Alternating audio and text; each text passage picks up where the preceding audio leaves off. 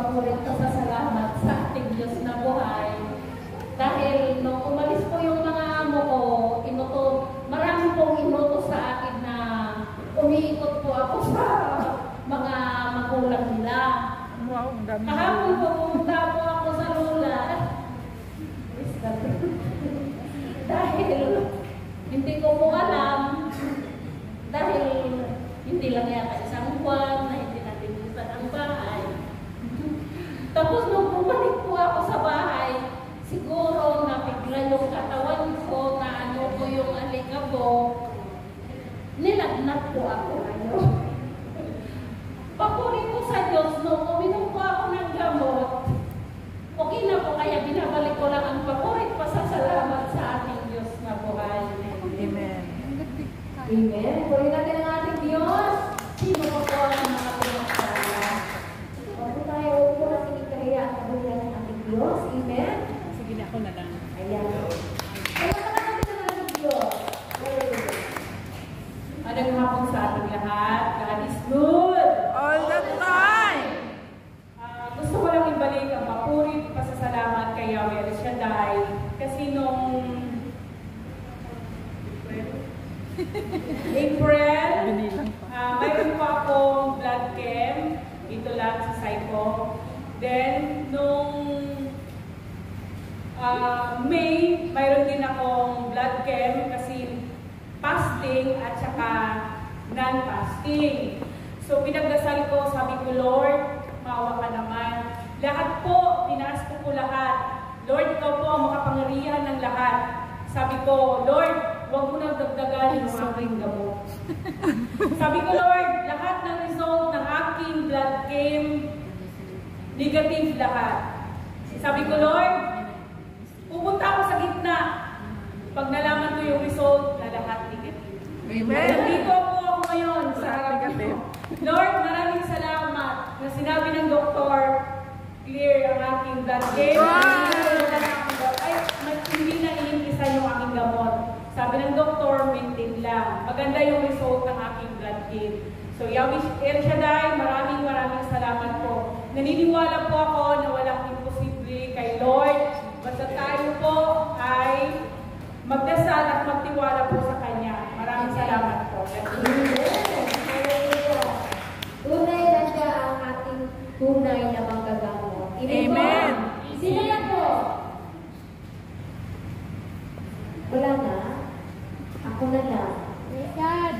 God is good! All the time! All the time! God is good! Ibalik ko ang pinakamataas na papuri ko sa salamat sa aking Diyos na buhay dahil bukas po, 1 year na po ako sa aking amo. Dumaan lang tayo sa mga pagsubok last year. Sa paglipat ko po ng amo ko, hindi po madali na pakisamahan ko yung amo na mayroon cancer patient po siya. Kalalabas po ng hospital nung kami po ay nagkita.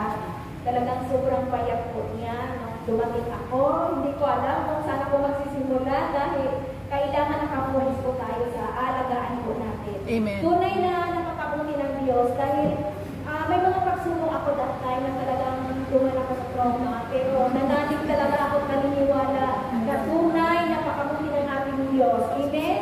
Yung panalangin, powerful po yan. Kaya araw-araw, oras-oras, lagi po tayo dumudulog sa ating Diyos dahil siya po ang tunay na manggagamot at tunay po na nagbibigay sa atin ng kalakasan sa araw-araw. Amen. Amen. At sa awa ng Diyos ngayon po, magaling na po yung lula ko, wala na mga sugat-sugat. Lagi po talagang pinapanalangin yung gamot niya. Napakasarap lang na sabihan ka ng anak na mas marami akong time sa nanay niya. At kahit sa mga check-up, isang beses lang po sila sumasama. Ako po lagi ang nakasama ng lula. Kaya ang sarap sa pakiramdam na nagtitiwala yung amo natin. Kaya Amen. lagi tayong babad sa presensya ng ating Diyos. Hindi niya tayo pababayaan at laging nariyan sa ating nagkamaray. Amen? To God be the glory. Amen. Amen. Palakpakan. Hello po mga kasinter. Magandang tanghali. Magandang gabi sa inyo lahat. Magpapasalamat na ako kay Yahweh El Shaddai kasi ngayon po ay aking arawan. Hindi kaya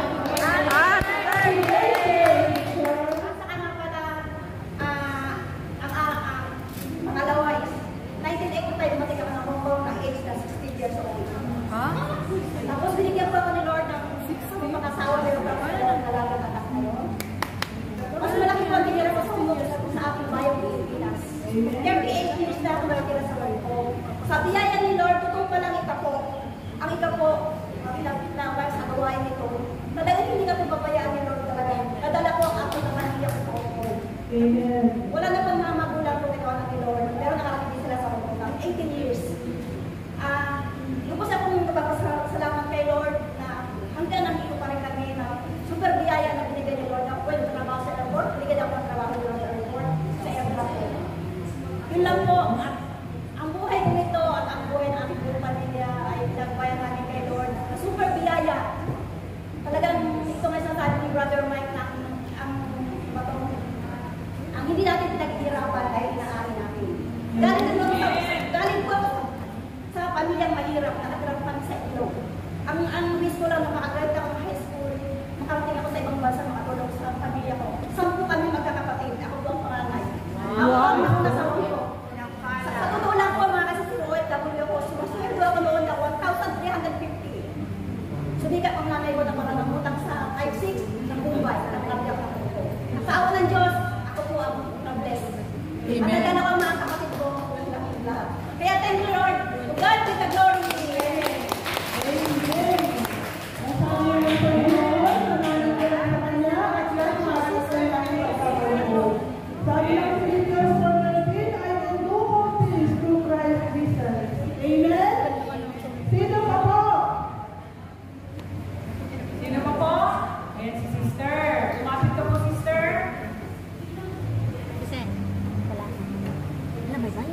Bala ka. Nag-sure tulingan namin sa Pagbalang po natin. Mga itong kapatid kay Cristo, mga magulang, lalo na si Holy Spirit na siya, lalo sa dahil. Salamat po yung rin sa dahil tuloy pa po nakakapit. Ang karo na ito dahil hindi ko po pero praise God ay sinabi niya ang muna sa tapos ko. Dahil niyo to praise siya ulit po dahil laking pasasalamat ko sa ating Panginoon niya marami man dumating sa aking pagsubok year 2003 nagkaroon ako ng February year 2007 I had until now I cannot to the lead of the Holy Spirit is nakakatayo pa rin ako. Lupating ko ang trial sa akin year 2007 is umatay po ang aking nanay dahil masakit ay pinaril. So they is her anniversary. Pero salamat ang Lord dahil di ba ako pinabayaan. Panganay po ako na anak. Ako ang tumayong na parents sa magkakapatid. 6 po kami. Pero sa awa tulong habang ng ating Diyos na buhay. Ng financial, minsan nangangailangan ako. Pero mayroong ginagamit ng Diyos na ating mga kapatiran, kamag-anak, at mga employer na nagpapahiram din sa akin na nakainom ko ako sa awa ng Diyos sa tulong niya. Nababayaran ko rin yung praise God. Yung sila ng pagkabuti mo sa amin. I pray na more people. Maraming pang kalulungan darating sa iyong gawa. Amen. Ayun po, tayo nila po, mataas na pagsamba. Salamat din Lord dahil kahit wala po ako sa tabi niya sa oras na yun, ay hindi mo siya iniwan, hindi mo siya pinabayaan. Thank you Lord din sa mga tinabi mo sa Kanya na nagbantay. Pagpalain mo sila Lord. Ngayon Lord ay nasa bahay na siya. Dalangin ko Lord ang kanyang past recovery. Amen. Sabi mo nga Lord sa iyong banal na salita sa Jeremiah 17:14, Yahweh, pagalingin mo ako at ako'y lubusang gagaling. Amen. Sagipin mo ako at ako'y maliligtas. Thank you Lord. I believe Lord, through prayers, there is a blessing, healing and victory Lord. Thank you Lord. In Jesus' name, Amen. Basta maniwala lang po tayo, lahat ng ating kanilingan ay binigay.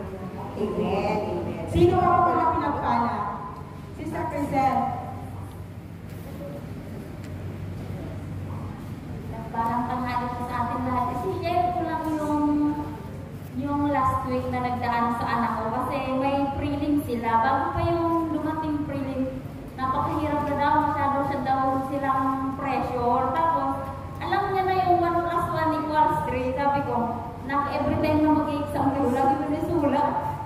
Sinulat niya daw, pero maliit lang sa lahat ng test paper niya. Pinatawag lang siya ng teacher nila.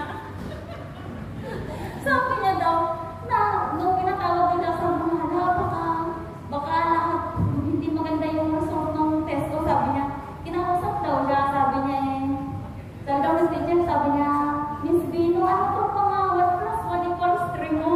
Mali na po yung mathematics natin ngayon. Tapos sabi niya, ay ma'am, sabi niya nag-i-el siya dahil po kasi yung mama ko, tsaka makajus po talaga kami, ma'am, mayroon po nga akong bracelet. Sabi niya, ay sige, alam ko na yan, nag-i-el siya rin ka pala. Ayun lang po, kaya po ako, sabi ko, salamat sa Diyos kasi sa murang edad niya, nalalaman niya, kaya patuloy po tayong, ang lalo-lalo na po yung mga anak natin. Maraming pong salamat to God be the glory. Sino ba kanina, sister? Sister, sino ba yung mag-test? Last na po. May lamok. Binigyan naman ako, sis. Nice. Maganda ang pinagpalang mo sa ating lahat. Wala naman pong magpasalamat sa ating Panginoon sa kanyang pag-iingat. Alam naman natin na laganap yung nakikita natin sa mga post sa Facebook yung pagkakamatay ng mga baboy. Yung sa aking anak na nasa Mindoro, talaga yung lugar nila, tinamaan ng mga pagpapakasakit ng baboy. Ngayon, yung lahat ng halos nakapaligid sa kanilang mga kapitbahay, nangamatay lahat. Mga bagong anak, mga kunti. Lahat nangamatay. Tapos yung sa aming paalaga ko sa aking anak na mga 14 na ulo, dapat hindi pa ibibenta.